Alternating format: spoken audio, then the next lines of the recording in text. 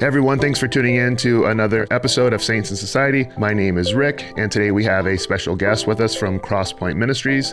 He's the Executive Director of Crosspoint Ministries. His name is Cliff Roth, and we're excited to have him on the show today, talking with us about what relational health looks like, what guilt, what fear looks like, and how those things impact our relationships.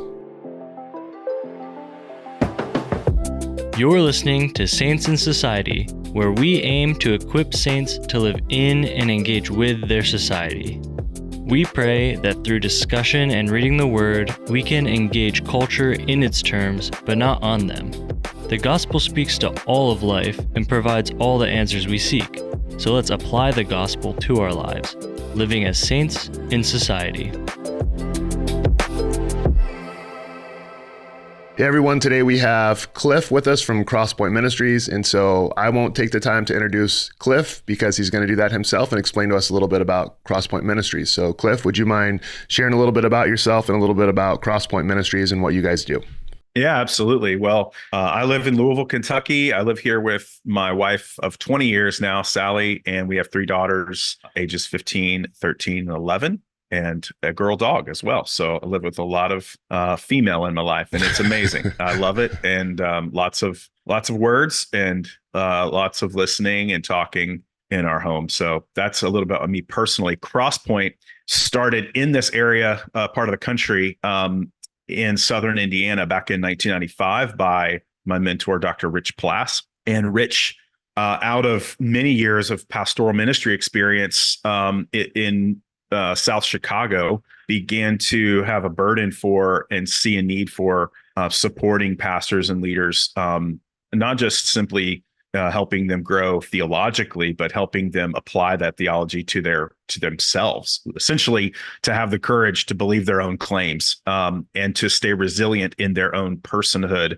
in ministry. And so Rich went back to seminary, worked on his PhD in pastoral counseling, and then took that training and essentially developed ways to help pastors and Christian leaders maintain emotional health, relational health, sexual health, spiritual health, and has just devoted the last half of his life to that mission. And in 2019, after working with him for many years, both as a pastor, myself and my wife spent a lot of time with Rich and Jim Cofield, his counterpart, who also served with Crosspoint, spending a lot of time with them. Eventually, God led Rich to ask if we would take over Crosspoint and to kind of take it into the next season and stage of its life as an organization. And so since 2019, that has been my role as executive director. And I have a deep passion as a pastor's kid myself, growing up in ministry. My dad was a pastor for over 40 years and then pastoring for many years myself here in Louisville, Kentucky.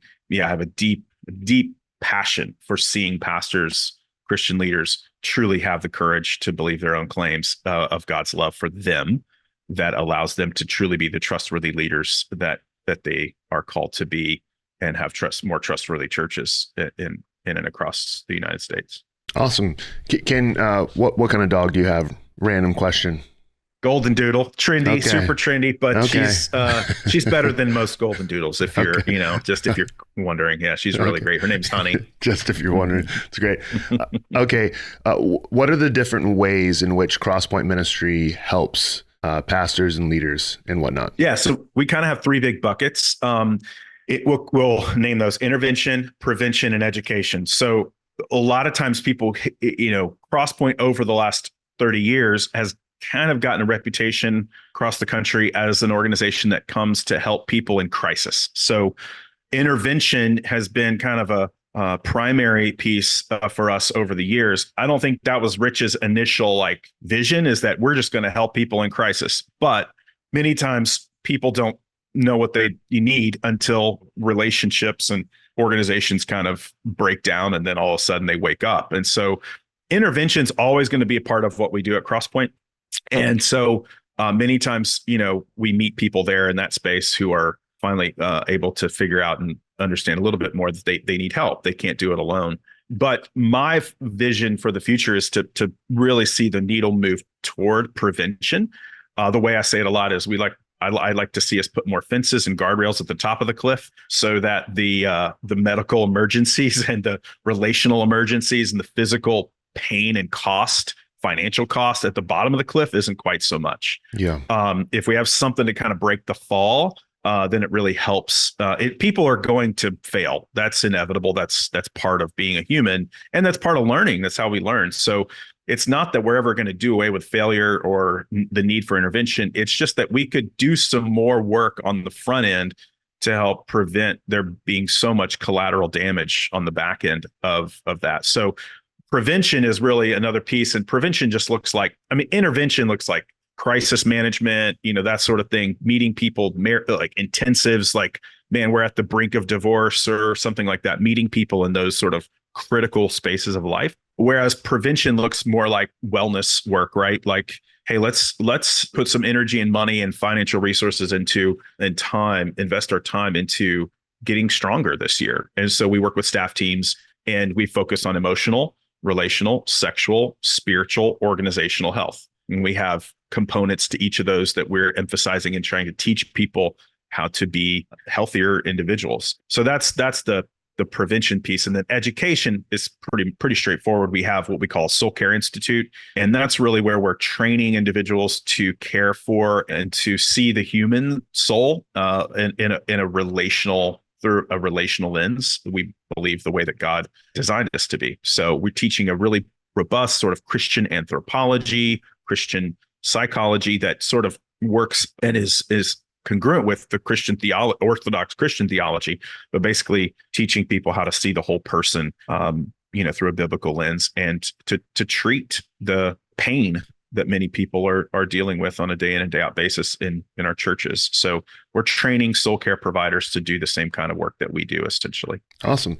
Even from my own personal experience, I started working with Crosspoint Ministries back in 2011, and our church was in that crisis mode that you're explaining, from a lead pastor who was burnt out to a staff that was burnt out and everything like that. And so I'm extremely grateful for Crosspoint. In a lot of ways, I would say my marriage is healthier today, and I'm a healthier leader today because of Crosspoint Ministries.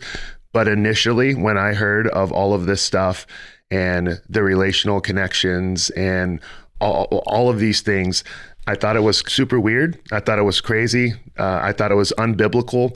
I thought, man, this is like some weird sort of voodoo type stuff. And so it was just so far removed from anything. And I've started following Jesus at 23, Cliff. And so, but it just sounded so far removed from anything I'd ever heard inside of Christian circles. And so it's just like, man, I don't want to do that. That sounds weird. It sounds crazy.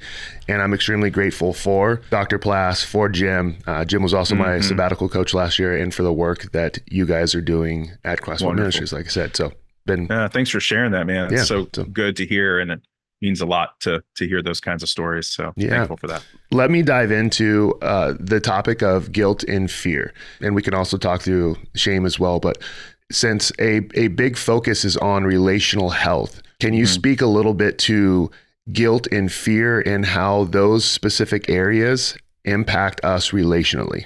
Yeah, well, that's a big old question, right? I mean, and I think it does require me to just sort of back up a little bit and just name why feelings themselves matter. If we call guilt and fear our feelings, they're emotions. Why are emotions important? And we can sum that up pretty quickly by just saying a feeling or an emotion is a physiological indicator of a relational need. So God created us with relational needs. Most people understand that. Go back to Genesis, you understand that man was not created to be alone. He was created to be in relationship with God.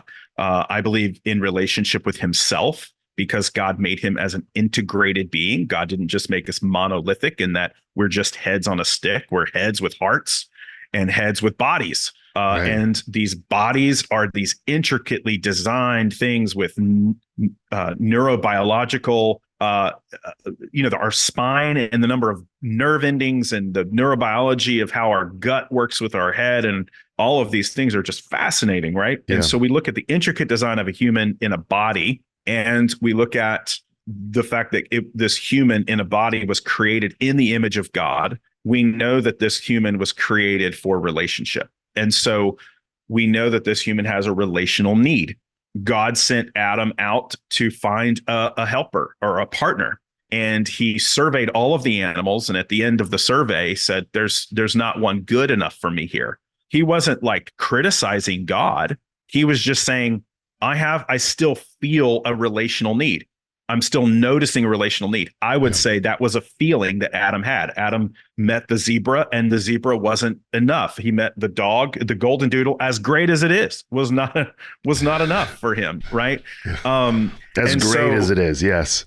Yeah, I mean, gosh. So all of these things, like all of the beautiful parts of creation were there, but still there was this aching, this longing, this loneliness we see. And then God says, it's not good for you to be alone. So we can infer that there is a relational need that's natural to being created in the image of God. And those relational needs then show up in our bodies as feelings. So when we have a feeling like loneliness, for instance, we're just noticing that we have a longing for connection or intimacy with another person, with God, or maybe even with ourselves or with our purpose in life. So we feel lonely for that. When we feel angry, we're noticing we have there's something in us. There's an energy within us that's wanting to move towards something good, true, and beautiful, something just, something righteous. And we have a voice. We want to speak to that. We want to do something about that. That feeling in the body is that sort of helpful energy that we need to let that get that relational need met. And when those feelings are, for instance, like loneliness and anger, which we're not talking about exactly, but we'll just use those as examples. When we work around those feelings, in other words, we try to bypass them instead of move through them, that's where we begin to really see a lot of sin patterns in our lives start to manifest. Because these feelings are not sins. These feelings are indicators that we have a relational need. And that is the essence of the gospel, is that you need God and that God wants you. Yeah. And so the feeling is intended when we move through our loneliness or we move through our anger and we express that to God and to others. That's what creates these bonds. That's what helps us stay in love. So whether we're talking about loneliness or anger or guilt or fear, what we know is that these feelings are these indicators of relational needs. And so we have to pay attention to them, kind of like dashboard lights on your car. You can ignore that flashing check engine light all you want. Eventually, you're going to be pulled over and have to call a tow truck. You could ignore the oil change light for a long time, right? You could put a smiley face sticker over that and hope it goes away, but it's still there and it's still telling you there's a problem. Yeah. My tire pressure light's been on for years. Right. And it's like, well, do I have a flat tire? No, but I do have a sensor that's broken and I don't want to fix the sensor. I'll just keep an eye on the tire. Over time, that still could cause a problem for me. And it's still an accurate indicator that there is something going on with the car that's not right. That's helpful. Let me press into a little bit more for clarity's sake. So when you said that these emotions, and we'll use loneliness and anger, are indicators of something going on, and then when we try to go around those, that's when sin patterns develop. So can we take one of those, loneliness, for now, and can you explain kind of how that happens? And so someone is experiencing the emotion of loneliness, and then what happens is they don't know what to do with that sensory light or whatever that is that's going on in the dashboard. So they go around it or they avoid it or something like that. Then how does the sin pattern then develop out of that? Sure. Yeah. And the avoidance of loneliness is something that is, usually caught more than it's taught. Nobody says, very few people actually hear a message like verbally, like loneliness is bad. You should never be lonely. But there is sort of this understanding of relationship that we can gather from our families of origin, where we come from, gather from the culture around us, the places that kind of teach us how to manage our emotions.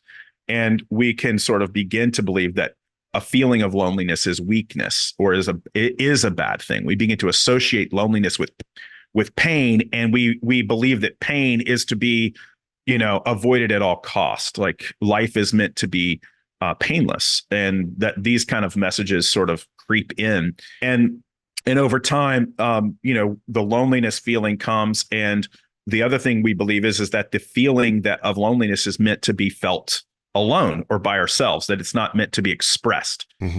Because if I express loneliness to you or to someone else, they might see me as weak, or They might respond in a way that is painful for me, or they might reject me. I don't want to be that guy or that girl that's always in need. And so I'll just sort of deny this and try to feel this feeling by myself. So as we feel the feeling in isolation, what happens is that we try to diminish it or shut it down. It doesn't go away. The light's still there. We can try all sorts of things to kind of minimize it and manage it. But eventually the soul gets what the soul needs. Eventually the body is going to cry out for something. Eventually it's going to have to be dealt with. And so what we tend to do is when we get tired of managing it alone, then we try to find some way to meet the need. And for instance, loneliness, the need is intimacy or connection. Mm-hmm. And so, I mean, we have any number of ways to get connection without having to admit our neediness or our loneliness. Pornography is one of the greatest examples of a way that we work around our loneliness to try to find some sort of connection. And the reason it's so pervasive is because of how intense it is. It's like, you could have a strawberry to get a little help your sweet tooth, or you could have a Snickers bar, right? One's very intense and is synthetically put together to appeal to give you all the dopamine hits in your brain that you would ever want for your sweet tooth. The strawberry is a bit more natural. I mean, still has the same thing, but you need a lot more strawberries to get that same level of intensity. Our world and the devil has given us a message of like, hey, these synthetic hits that you can get are going to give you what you need. The problem is it's a lie. So you get to the end and you realize, oh my gosh, it felt good. It did give me the sort of reward that I was looking for. I feel less lonely for a moment, but then at the end of this, I feel even more lonely and it's more intense. And that creates sort of an addictive pattern. And in the scriptures, we call that idolatry, something that we put in the place of God or of healthy relationship that is intended to help sort of keep us from having to feel our feelings fully. One of my mentors, Chip Dodd, defines addiction as an impaired attempt to live fully without having to feel fully.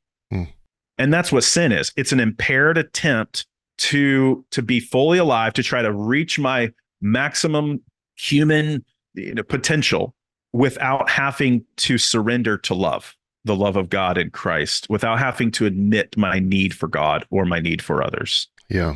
It's self-fulfillment without God. And so that's kind of hopefully that kind of gives you more of an understanding of how we tend to work around in these sin patterns.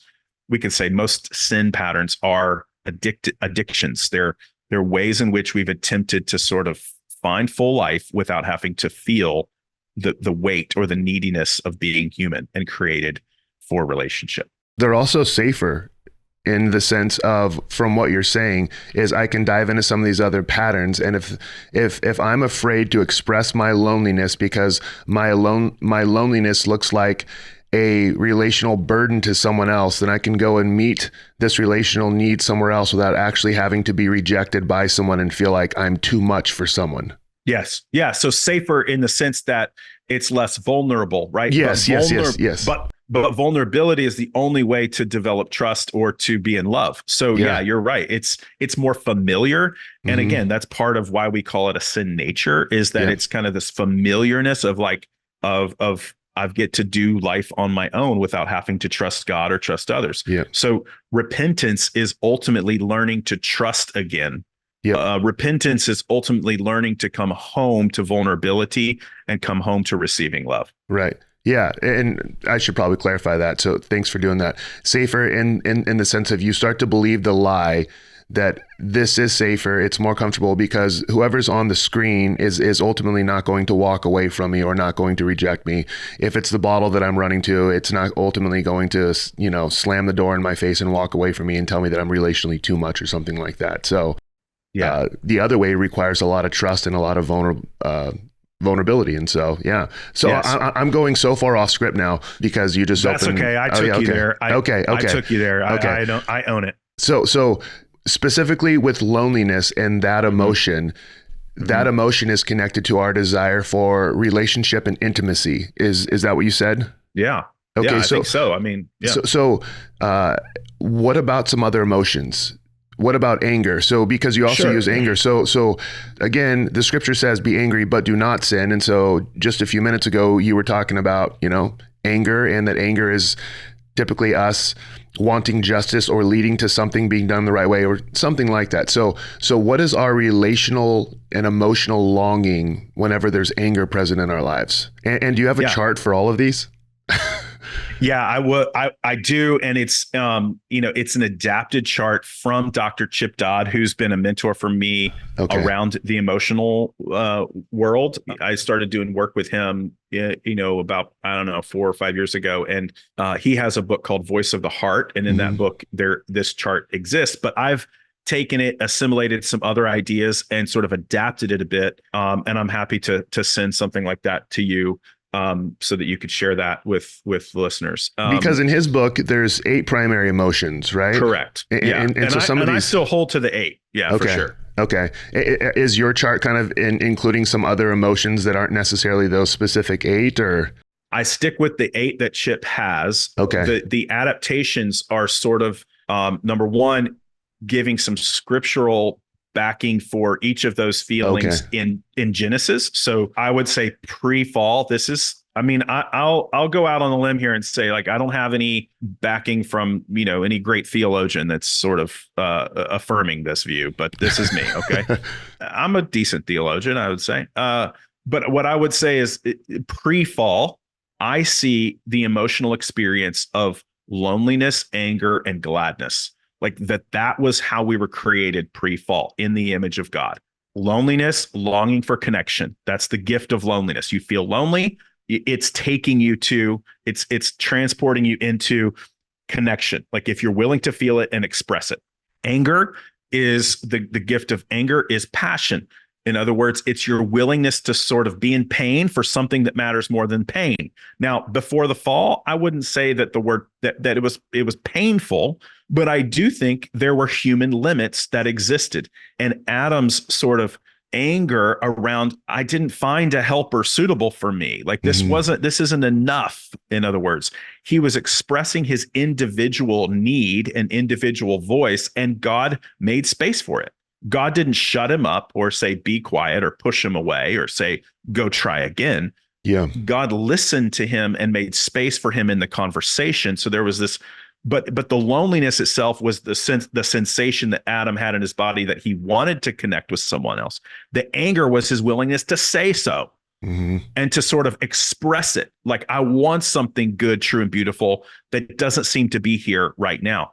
And it was almost like you could say, was Adam complaining to God? Like, you're not enough, or these animals aren't enough, or kind of he was, but it wasn't a sinful complaining. It was an honest expression of his need, his limitation as a human, and what he needed from God. So that's a pre-fall feeling. Gladness would be the feeling that Adam had when he writes the beautiful song about his new wife, Eve, and also Genesis 2:25, they were naked and not ashamed. In other words, there was a gladness about this vulnerability that they experienced that no doubt came with risk.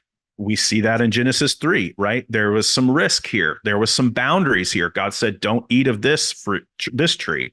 So they had some limitations and boundaries, but all of that, it's for some amount of time existed in harmony, and until it didn't. And that's when other feelings started to enter into the mix, where now the loneliness and the anger they had for connection began to become narcissistic or turned inward on themselves. And now they're dealing with, in relationship to God and each other, some fear, some shame, some guilt, some hurt, some sadness when things got lost. And so on the chart I just kind of walk you through in Genesis where I see those things kind of playing out. Okay. And then also identify each of these feelings have a gift, right? They transport us into something that we were created for, back to the way it was supposed to be. For instance, fear, makes us wise. If you don't feel fear, you'll get eaten by a bear, or you'll burn your hand on a hot stove, and that's not good. So fear makes us wise so that we can make a plan in relationship with God, ourselves, and other people as to deal with threats that are in this fallen world. Fear also helps build trust. in God, myself, and other people. So that's the gift of fear. If I don't feel my fear, then on the other side of the chart, we call that the impairment. If I don't feel my fear, then what I deal in relationship, what I tend to deal with is things like anxiety and rage, where either I feel the pressure to have to control outcomes on my own, call that anxiety, controlling anxiety. And then we have controlling rage, which is where I'm going to, my sort of anxiety is not enough. Now I have to get bigger and bigger, and I have to sort of demand that things come under my control because I'm so scared. But I'm having a hard time getting into the space to say, I'm afraid of that. And if I'm willing to just say what I'm afraid of to God, admit it to myself and to you, then we can actually move into something like wisdom or trust and actually engage the threat. Okay. So explain that a little bit more too. So with the anxiety, what I'm feeling the need to do is get bigger and bigger and bigger to protect myself from things spiraling out of control. What does I'm asking for a friend. What does getting bigger and bigger and bigger look like? Does that mean that with my posture, with my personality, with my voice, does it, I mean, what does that look like? Well, different personalities, experience and live into impaired fear different ways. In other words, they isolate in their fear in different ways. Sometimes we talk about it as like the threat detection center in the back of the brain. There's typically books on psychology would say there's 3 responses: fight, flight, or freeze. Some people add other words in there like fight, flight, freeze, fix.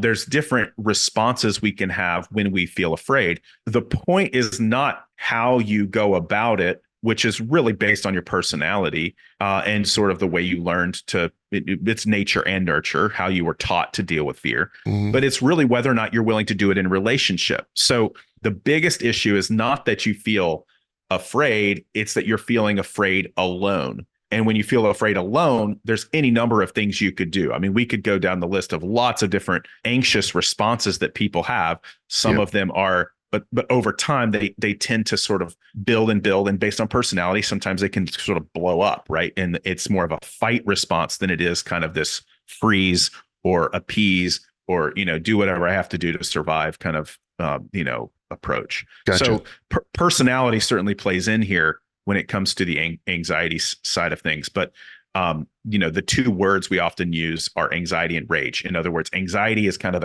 the more internal controlling obsessiveness about whatever it is I'm afraid of. And rage is sort of the external demanding control that I have to do away with the threat.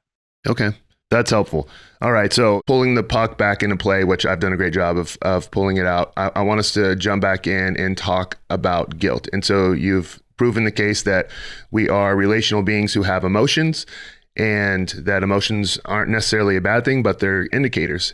And so can you speak to and even parse out for us how guilt is such a broad topic and is such a broad category, specifically with relationships and how we experience people relationally?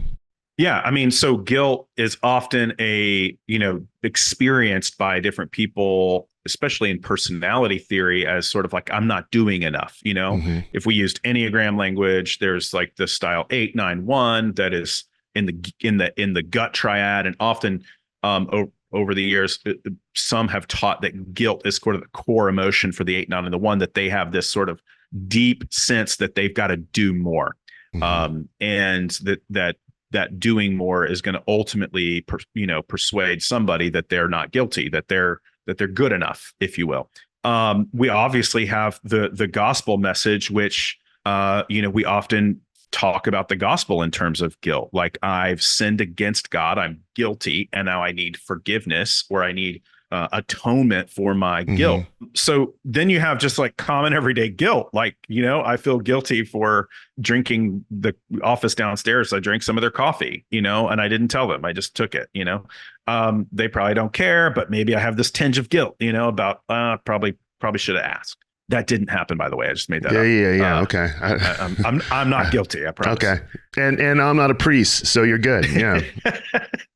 So we got to kind of parse guilt out a little bit. And here's how I have come to understand it. Now, I again, these are working definitions. This stuff is, And I say all the time, clumsy's as good as it gets with this stuff. And it takes a lifetime to learn to live in love. So I'm still trying to figure it out. And I've never read a book that I think has just sort of mastered it, nor have I mastered it in any way, understanding my guilt and understanding how to differentiate between guilt and shame, which is also a big topic of conversation, which we don't have time to unpack, but we'll just try to talk about guilt for a moment. So guilt is the emotional response. Now, remember, emotions live in the body.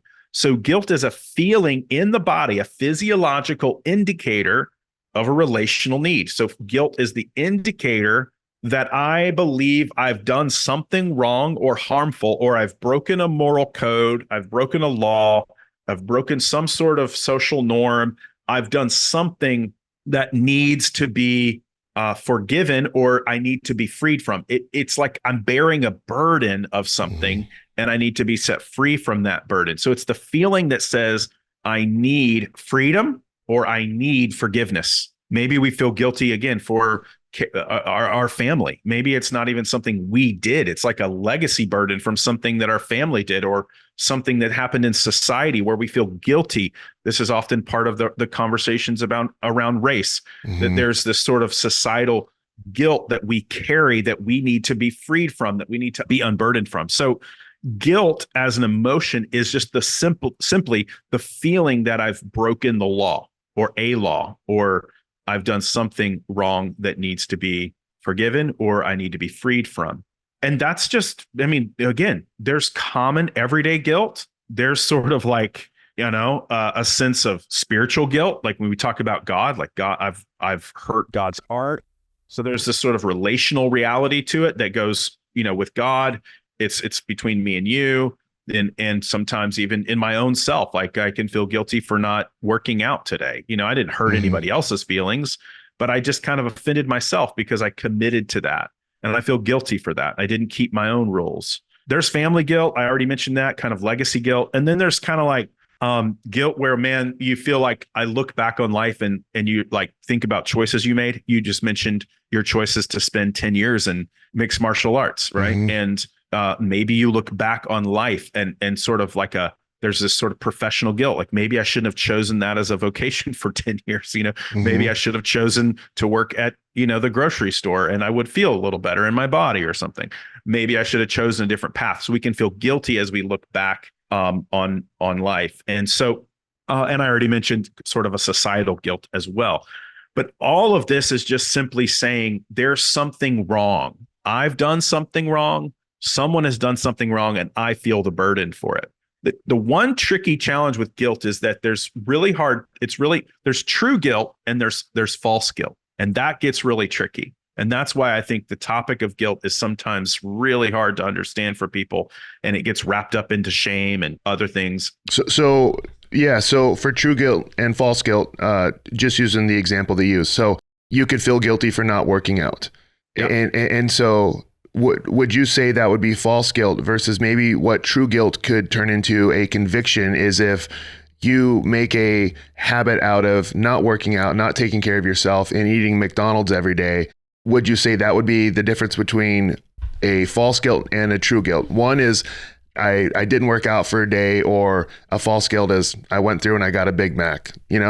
A true guilt could be day after day I'm not taking care of my body and I'm eating unhealthy foods and stuff like that. Would that be a way to discern? Or since you said it's tricky, how do you discern what is false versus true? That's really great question. And I think it's, again, you're emphasizing kind of the challenge with this particular emotion, in that I think it's appropriate for me, if I committed to myself to say, I'm going to work out today and I chose not to do it, then it's natural that I feel, and that's real guilt. Like, oh, I feel guilt. Now, the thing we say a lot at Crosspoint is, one of the things we have to pay attention to is when we have a $100 response to a $10 problem, right?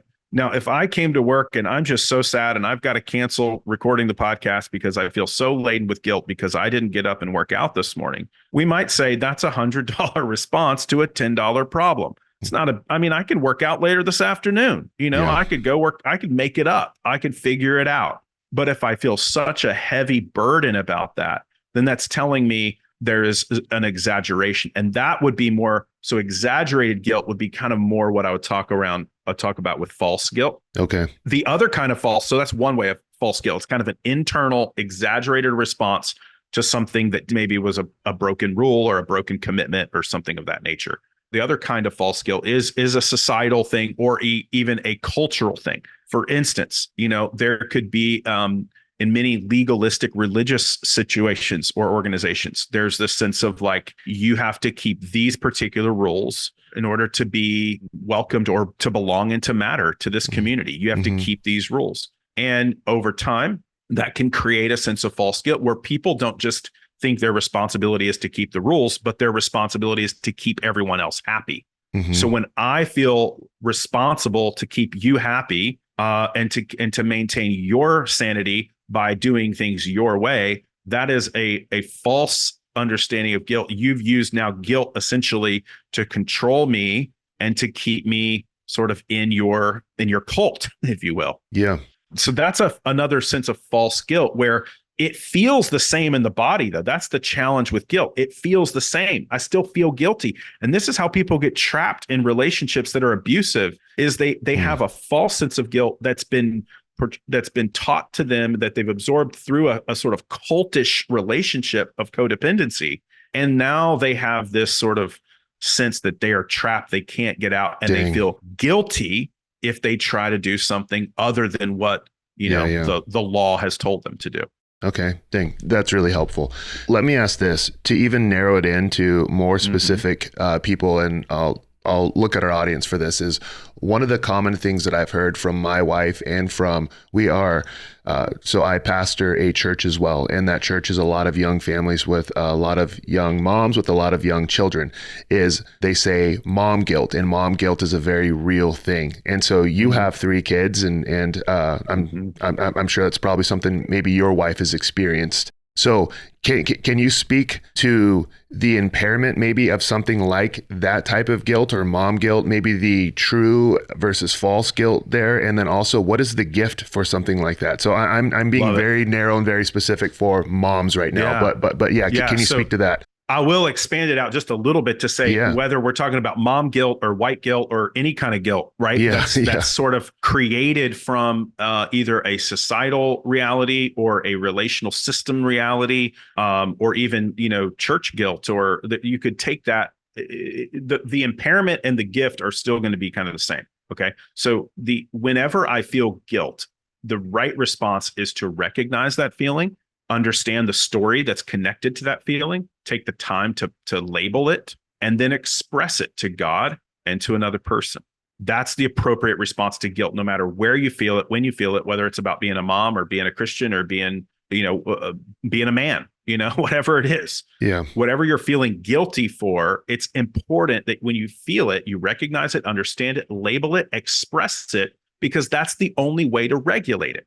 Otherwise, it becomes unregulated. And that's how you get into the impairment. You feel your guilt alone as a mom in this situation that you're talking about. You feel some guilt. There's a story connected to it. That story's playing inside of you. It doesn't come outside of you. You don't speak. You don't talk about what you're feeling. You just start to manage that guilt by performing, and that leads you into the impairment. And oftentimes the impairment of guilt, the 2 words I usually use are toxic shame, which I know is now bringing shame into the mix, but it's toxic shame, which is self-contempt. So we'll just call it self-contempt so we don't have to get into the whole shame thing. Okay. Yep. We'll call it self-contempt or self-hatred. That's one of the ways in which that's the impairment of guilt. Now it's not just like I did a bad thing. It's I am a bad person. I am worthless. And I have to outperform myself constantly in order to find value or worth or to belong and matter. In other words, as a mom, the toxic shame begins to be the driver, or the self-hatred begins to be the driver to create in me a performance so that I can feel better about myself and hopefully find some relief from this heavy burden of guilt. The other word we'll use to describe the impairment of guilt is pride. And pride is sort of, and blame. So pride and blame kind of work together. Blame is like, I don't want to take responsibility, or I don't have anything wrong with me. So it's the extreme like avoidance of the fact that I have made any mistakes at all by either blaming someone else for this mistake, and sort of putting myself in the victim space, or just simply avoiding it at all costs and saying, I didn't make a mistake. I don't make mistakes. It's this sort of extreme pride or narcissism, if you will, that says I'm right every time, and I don't have a law. Like I live above a law. There's no law that defines my behavior at all. So there's extreme self-contempt. Yep. There's extreme sort of blaming and victimization of self. And then there's this sort of pride. And all of those can kind of get mixed up as the impairment of guilt when it's not appropriately dealt with, recognized, understood, labeled, expressed, and then regulated. But when we do talk about our guilt, the gift is that we find freedom. We find freedom because we actually start to tell the truth.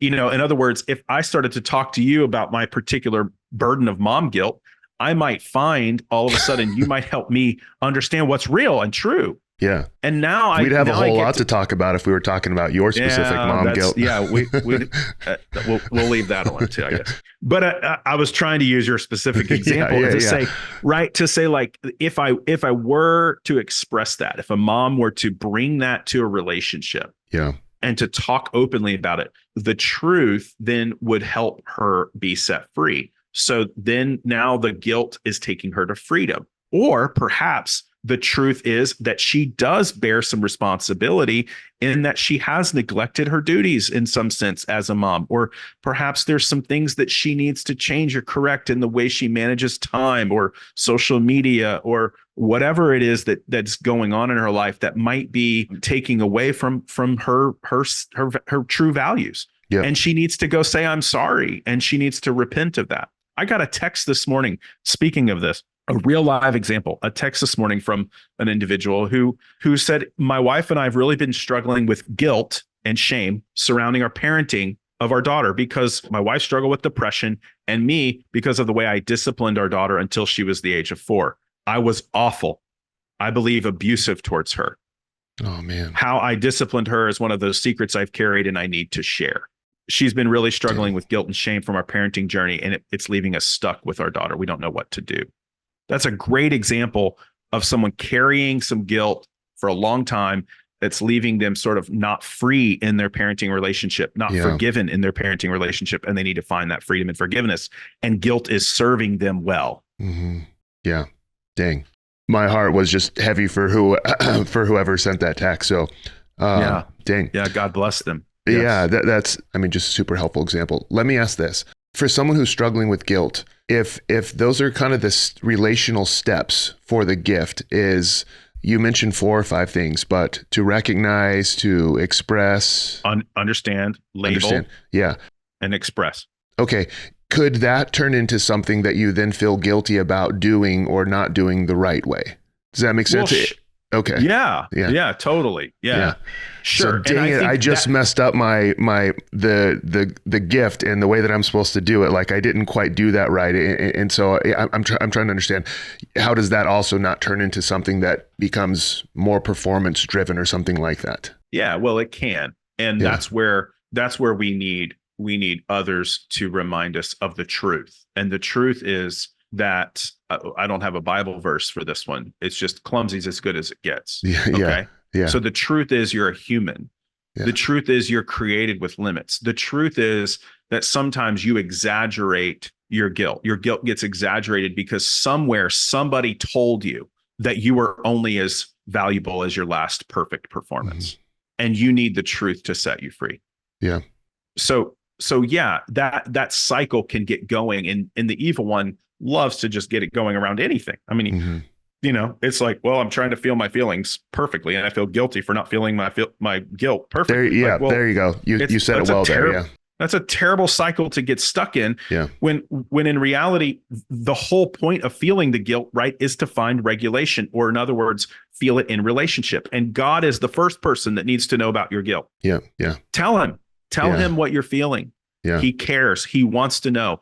Complain to him. If you think he's the one that's mean and harsh and demanding, tell him he can handle it. Yeah. He can handle it. Good. And then talk to someone else as you do that. And over time, you will begin to see another perspective from another person who will help tell you the truth, and the truth will set you free. Many times false guilt is just the lack of truth. Yeah, it's good. All right. What about fear? So fear is another, again, huge topic, but we'll just say it. I said it a few minutes ago. I'll say it again. The gift of fear is that it makes us wise. It teaches us how to trust our own intuitions. If something is scary, we listen to that and we pay attention to that, and then we make a plan. I define wisdom, the gift of fear. I define wisdom as making a plan in relationship.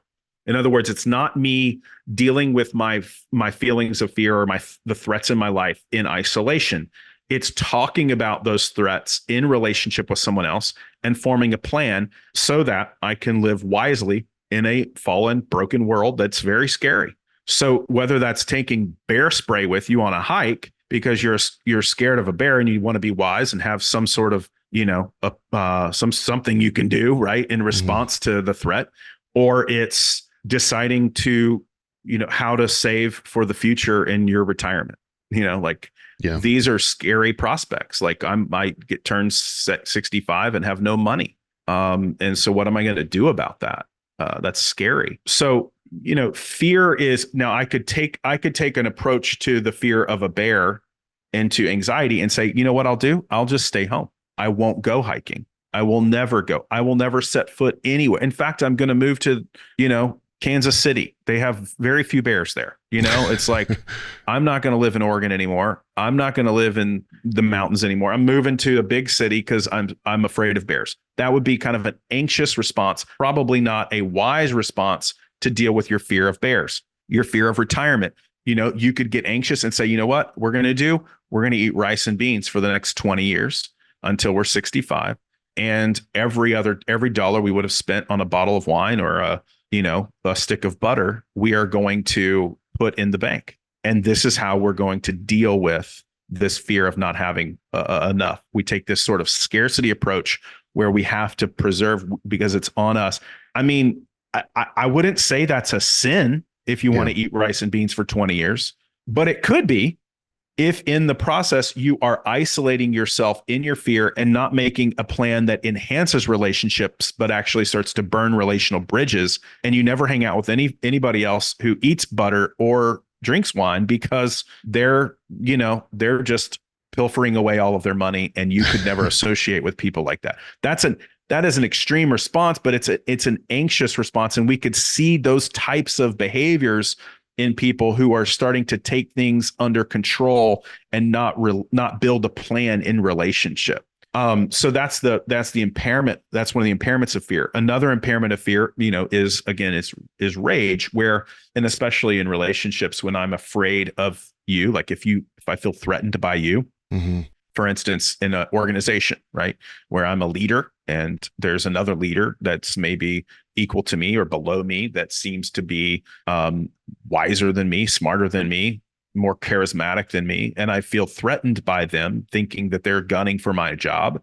Out of my concern and controlling anxiety, I might start to really start gunning for them. And in a rage response, really start pointing out everything that's going wrong, every possible way I could get rid of them or get them fired, or somehow find a way to control this through a sort of fight response. It's not just, I'm not just home worried sick about it. I'm actually fighting about it and doing something about it that's bringing it under control. So that's, again, these are examples of the impairment. The last thing I'll say about fear is just this.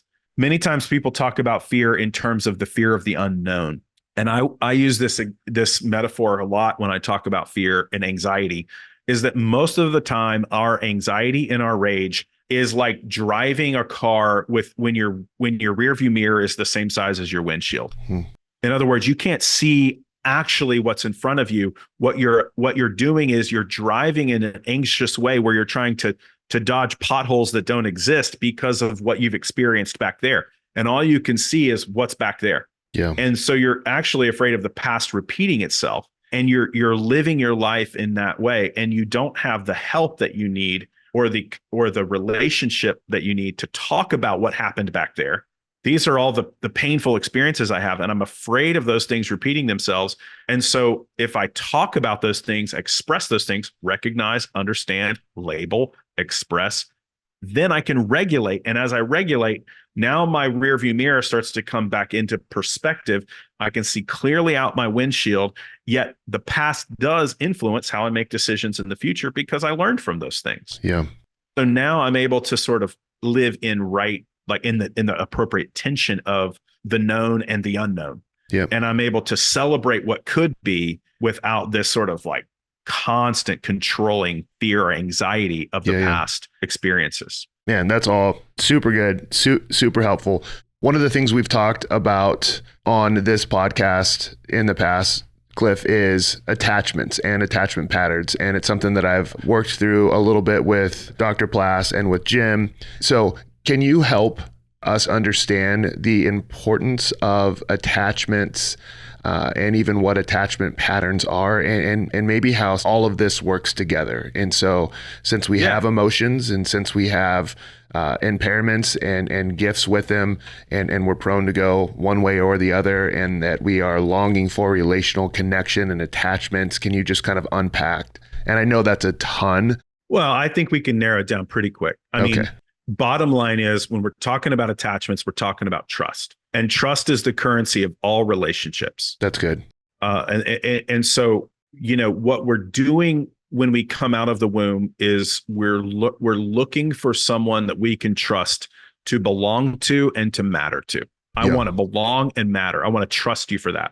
I want to trust you for these relational needs that I have, to be seen, soothed, safe, secure. I want to trust you to help me feel significant, competent, to have a voice, and to be affirmed. I want to trust you for all of this. That's the role of a parent in the life of a child, is to teach them to trust. And to teach them to trust, the way they do that is they do trustworthy things. They hold the child. They talk to the child. They feed the child. They listen to the child. They hold the child when the child's crying. They don't shut the door and walk away. So attachment is this relational connection with early childhood relational connection with a caregiver that is teaching me to trust. So now you can see all of the problems we have in attachment, right? When we have overwhelmed parents, distracted parents who care more about social media than they do about caring for their children. We have parents who are addicted. We have parents who have abandoned their children. We have parents who've abused their children. All of these experiences, many people I know have had in their early childhood development, and it's affected the way they've learned to trust. So attachment patterns are just the way in which I learn to trust. Now, we could break it down. There's different types of attachment. There's sort of an ambivalent attachment, which is sort of a more codependent, like I don't trust myself. I only trust you. I've learned that you have all the answers for my problems and you've not taught me to trust me. So my whole world revolves around whether you're happy or not. And so I'm constant. The only way I feel like I belong and matter, because I'm in a sense, over trusting you and under trusting myself to have any sort of voice or say in this relationship. That's called an ambivalent attachment. Then there's sort of an avoidant attachment pattern where it's like, I don't trust you because you're so inconsistent and unavailable. I've had to learn to self-soothe, to see me, myself. Like the only way I've survived is that I belong and matter to me. And so I've learned to not trust you, but to trust me. And then some people, because in many of those situations I just mentioned a few minutes ago around abuse or addiction or other sort of behaviors that break down a relational connection, we see children who attach in what we call scattered attachment, which is sort of, I don't trust you, I don't know how to trust me, and that results in all sorts of traumatic psychological damage. Many times those folks are dealing with severe personality disorders or other types of severe relational issues as they grow into adulthood and adolescence and adulthood. The other attachment pattern is stable. But stable, it doesn't mean it's perfect. It just means that it's enough. It just means it's good enough. So, if you're a parent and you're hearing all this and you're like scared to death that you're messing up your children, I understand that fear. It's legitimate. And you need to talk about that fear, and you need to make a plan for parenting in relationship with other people to make sure that you're doing as best you can to be enough. The good enough parent is most of us. Yeah. Or a lot of us, right? Yeah. Good enough. And so we're trying to deal with attachment patterns. Attachment theory is essentially just saying, have you taught your child enough about trust so that they can survive in the world. And the way in which that happens often is how you teach your children how to do feelings, because they're trusting you for needs. And when they don't get their need met, how do they know? It shows up in their body as a feeling. So the way that you coach your kids on how to do loneliness, anger, gladness, fear, shame, guilt, sad, the way you coach them on these things is going to be in direct correlation with their attachment pattern, because they're learning how to feel their feelings, tell the truth of those feelings, and submit to the process of trust in getting their needs met in relationship. Awesome. What does that That's the look best like? I could do is summing it up in a quick way. What does it look like? You did a phenomenal job, and I feel like I have hours worth of questions, and so I'm trying to process to narrow it down. And so even in that last example of a parent whose kid is coming to them to walk through these emotions, what does it look like for? So you've talked a lot about on the giving end of here's how we live in relationships and even offer up our guilt and kind of talk through loneliness. And here's the gift of intimacy. What does it look like to be on the receiving end of hearing someone process and walk through this, whether you're a single or a parent? But just for the sake of working off of the example that you just gave, you're a dad or a mom and your kids come to you and they talk to you. How do you help the person through listening, through engaging, through doing those types of things? Well, essentially, you're talking about what we often call empathy. And as a parent, one of the interesting things about something like mom guilt, at least the way I understand that idea, is that if you listen to mom guilt, like mom guilt basically says, if it's healthy and regulated, like you've made some mistakes, right? You haven't done it all right. You're not perfect. And that's okay. And you can be forgiven. Guilt has a way of creating in us space for empathy. In other words, I know I'm not perfect. I've done some stupid and dumb things. I've done some evil things. I've hurt people in my life. I have hurt my wife. Our marriage, right, has experienced deep pain because of my sin. I know that to be true. So that when I feel guilt, what happens now is it creates in me an empathy. So when my child comes to me and they're feeling a feeling, I can relate to them around that because I know what it's like. Now, if I'm avoidant of my own emotional world, you better believe the same thing's going to happen with my kids. I'm going to teach them to be avoidant of their emotional world.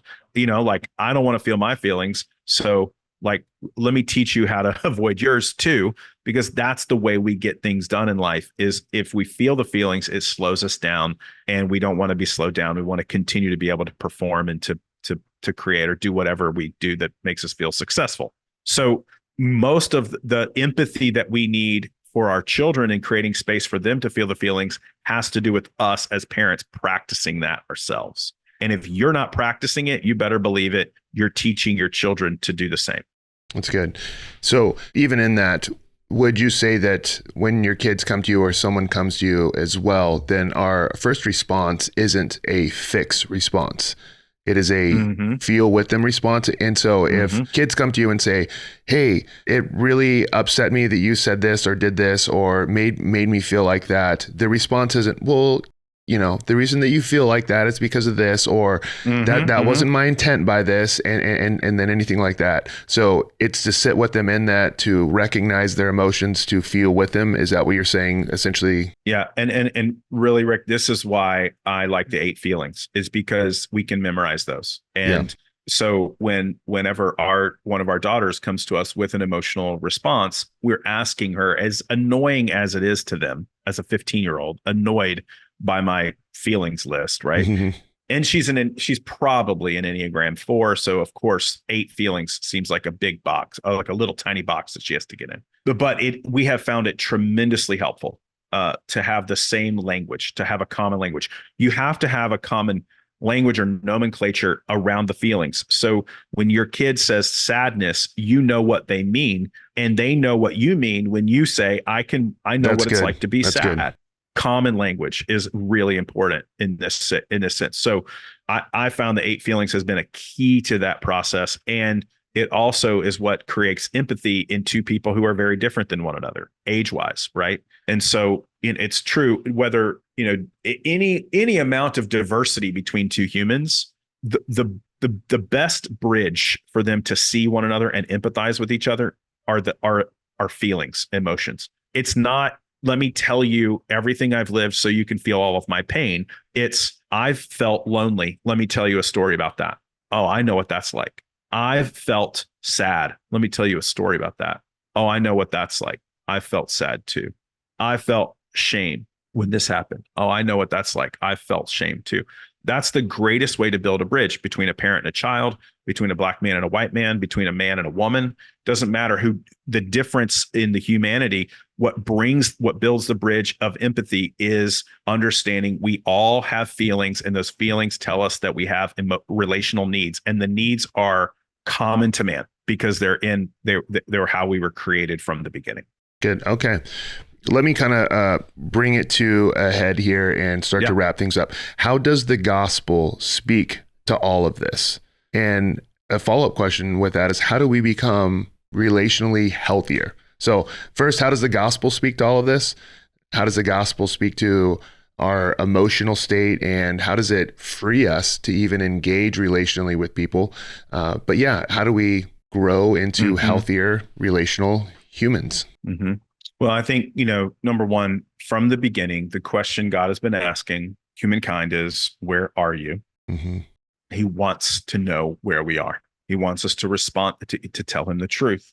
And so I think that the gospel is, Jesus answered the question, where are you, to the Father perfectly. He lived fully into his humanity and lived constantly in communion, saying, here I am, in other words.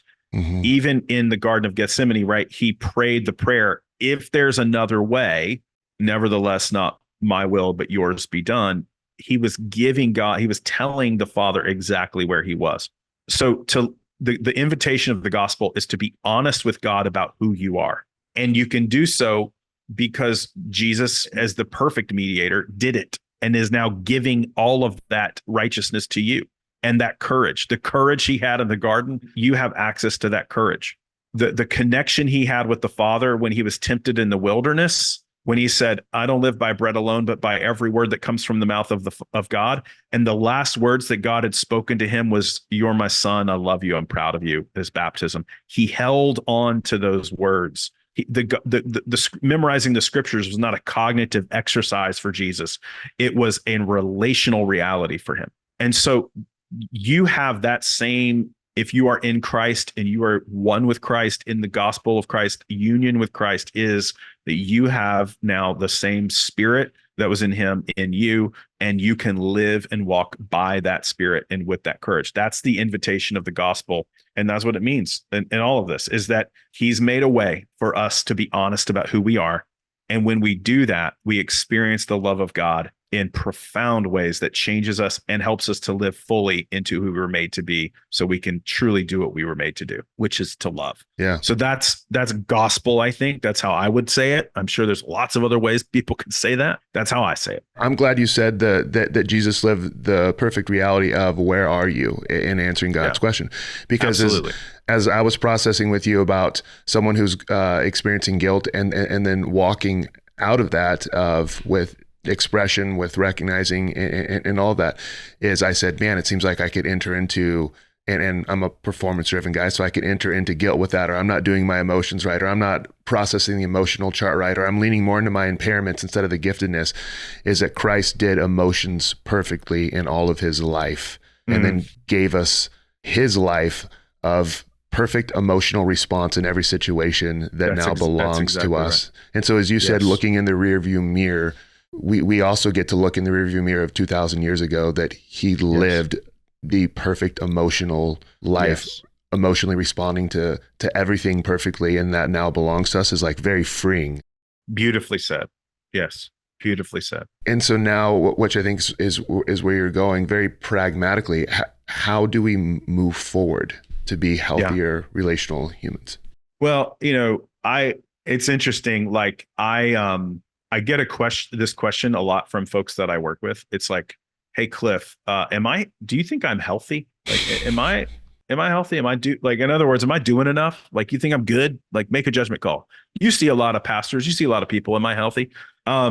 It's funny because you don't know me that well, but I'd want to ask you that, and so I get. And I love the question, but I always reframe the question, and I'm like, I think maybe it's really hard, to judge. I don't understand your own self-deception. I don't understand, my self-deception, to be frank. And so between two humans, I don't know. God does. So maybe the better question is just, how willing am I? How willing am I to submit to the process of transformation?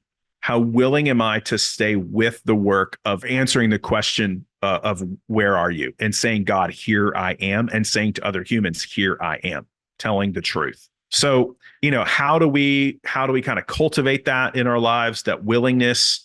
We ask the question, who am I asking for help? Who am I trusting for help? Who am I trusting, period? Because healthy people are trusting people. They are. One of the markers of a healthy person is a person who's willing to take the risk of trust. The less you trust, the more unhealthy you are.